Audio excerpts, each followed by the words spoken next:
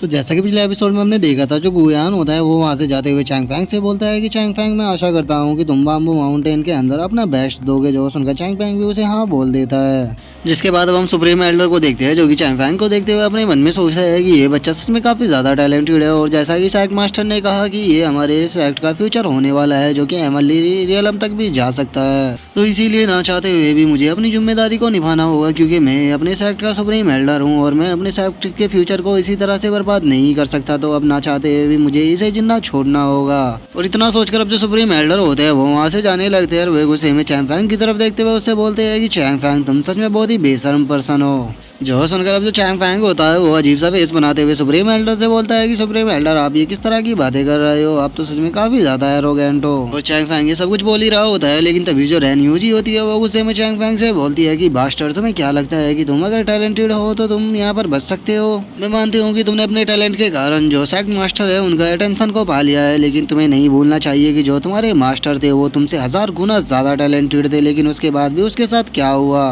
वो केवल एक कचरे की तरह मारा गया। यहाँ तक कि जब उसकी मौत हुई कोई भी उसके पास नहीं गया। तो तुम्हें क्या लगता है कि तुम अगर टैलेंटेड हो तो तुम्हारा फ्यूचर तुम्हारे मास्टर से अलग हो सकता है। और रैन यूजी की अब इस बात को सुनकर जो चैंग फैंग होता है वो गुस्से में रैन यूजी से बोलता है कि एल्डर रैन यूजी, मुझे एक चीज बताओ, क्या मेरे मास्टर के डेथ से तुम्हारा कुछ लेना देना है। जो सुनकर जो अब रैन यूजी होती है वो भी वहाँ पर रुक जाती है और वो चैंग फैंग की तरफ देखते हुए उससे बोलती है कि तो अच्छा, तुम अपने मास्टर की डेथ के बारे में जानना चाहते हो, लेकिन तुम्हें टेंशन लेने की कोई भी जरूरत नहीं है। मैं बहुत ही जल्द तुम्हें खत्म करने के बाद तुम्हारे मास्टर के पास ही भेज दूंगी। वहाँ पर अपने मास्टर से मिलने के बाद तुम उनसे पर्सनली पूछ सकते हो कि उनकी डेथ किस तरह से हुई थी। और इतना बोलकर अब जो रैन यूजी होती है वो हंसते हुए वहाँ से जाने लगती है। जो देखकर जो चैंग फैंग होता है उसे बहुत ही ज्यादा गुस्सा आता है और वो गुस्से में बोलता है कि रैन यूजी, एक मिनट रुको, मैं तुम्हें एक चीज क्लियर कर देना चाहता हूँ कि अगर मेरे मास्टर की डेथ के पीछे तुम्हारा जरा सा भी हाथ हुआ तो मैं कसम खाता हूँ कि मैं तुम्हारा सर अपने मास्टर की ग्रेव के सामने ही तुम्हारे धड़ से अलग करूंगा। और चैंग फैंग के तरह बोलते हैं, हमारा जो व्यू होता है वो यूनर के ऊपर आ जाता है, जो कि चैंग फैंग की जीत से काफी ज्यादा खुश हो चुकी होती है। और वो खुश होते हुए बोलती है कि अरे वाह ब्रदर, चैंग फैंग तो अब टॉप 10 में आ गई है। इसका मतलब अब brother Chang Fang Bambo mountain के अंदर जाने के लिए क्वालिफाई हो चुके हैं।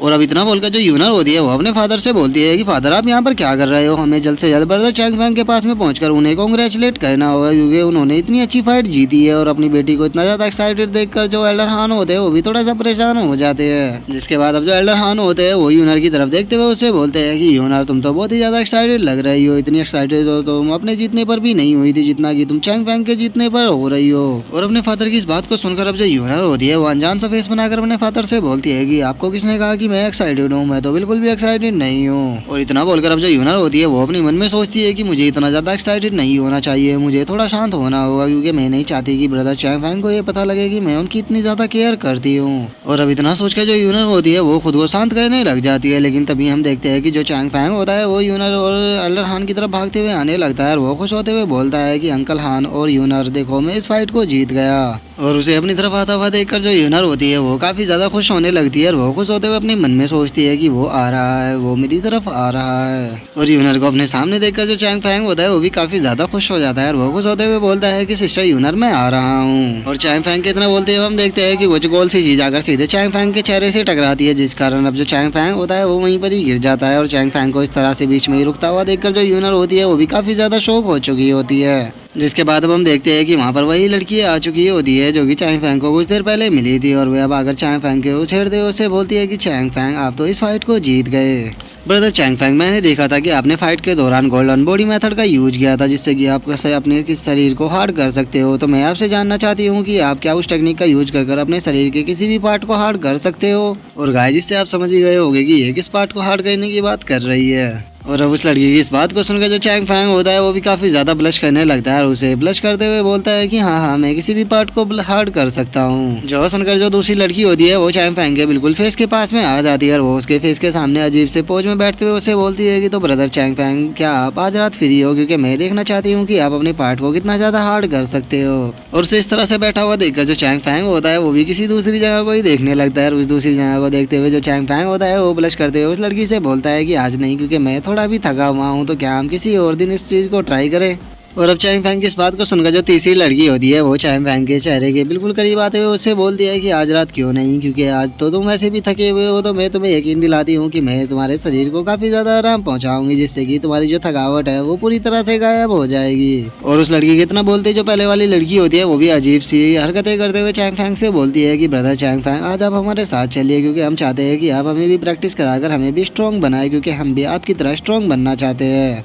जो सुनकर अब जो दूसरे वाली लड़की होती है वो भी चैंग फैंग से बोलती है कि ब्रदर चैंग फैंग आपको टेंशन लेने की कोई भी जरूरत नहीं है, हम आपको जिस प्लेस के ऊपर लेकर जाएंगे वो प्लेस बहुत ही ज्यादा सॉफ्ट है, आपको वहाँ पर आराम करने में काफी ज्यादा मजा आने वाला है। और उन लड़कियों की इस तरह की बातों को सुनकर जो चैंग फैंग होता है वो डरते हुए उन लड़कियों से बोलता है कि आज नहीं, आज मुझे काफी ज्यादा काम है जिन्हें की मुझे अभी निपटाना है, तो आप क्या अपनी इस डेट को किसी और दिन रख सकती हो। और चैंग फैंग के इतना बोलते हम यूनर को देखते हैं जिसे कि इन लड़कियों की इस हरकत के कारण काफी ज्यादा गुस्सा आ रहा होता है और वो सुपर सैयन 2 में बदल चुकी होती है। जिसके बाद अब जो यूनर होती है वो बहुत ही ज्यादा गुस्से में अपने मन में सोचती है कि इन लड़कियों की हिम्मत कैसे हुई मेरे सामने चैंग फैंग को सीड्यूस करने की, मैं इन लड़कियों को आज जिंदा नहीं छोड़ूंगी। और इतना सोचकर अब जो यूनर होती है वो गुस्से में चिल्लाते हुए चैंग फैंग से बोलती है कि चैंग फैंग 1 मिनट के अंदर यहाँ पर वापस आओ। जो सुनते के साथ ही जो चैंग फैंग होता है वो एक पल में अपनी जगह से गायब होकर सीधे यूनर के पास में आ जाता है और वो यूनर के पास में आकर उसको मस्का लगाते हुए बोलता है कि सिस्टर यूनर देखो, मैं आपके बुलाने पर एकदम आ गया, तो क्या अब आप मुझे रिवॉर्ड दोगी। जो सुनकर जो यूनर होती है वो वहाँ से जाते हुए चैंग फैंग से बोलती है कि मेरे साथ फ्लर्ट करना बंद करो और चुपचाप मेरे साथ चलो। जो सुनकर चैंग फैंग उससे बोलता है कि यस माई लेडी, मैं आपके साथ चलने के लिए पूरी तरह से तैयार हूँ। और अब उन दोनों की ऐसी हरकतों को देखकर जो एल्डर आन होता है वो उन दोनों की तरफ देखते हुए बोलता है कि तुम दोनों को देखकर मुझे अपने जवानी के दिन याद आ जाते हैं। और वहीं जो दूसरी तरफ चैंग फैंग होता है वो यूनर के शोल्डरों की मसाज करते हुए उससे बोलता है कि सिस्टर यूनर, मैं जानता हूँ कि आप काफी ज्यादा गुस्सा हो, तो चलो मैं अब आपके शोल्डर की मसाज करता हूँ जिससे कि आपका गुस्सा कम हो जाए।